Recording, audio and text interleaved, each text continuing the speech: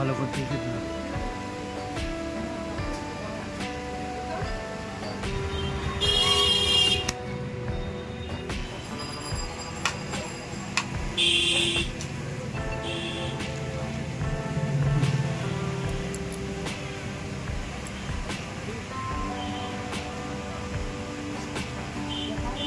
না, তুমি বোলিং গরম করে একটু লাগাবে দোকানে, ঠিক আছে? এইটা এক্ষুনি খোলা যাবে না, বুঝতে পেরেছো? লাগেনি তো? ঠিক আছে, বড্ড ছোট জায়গা। নাও তাকাও,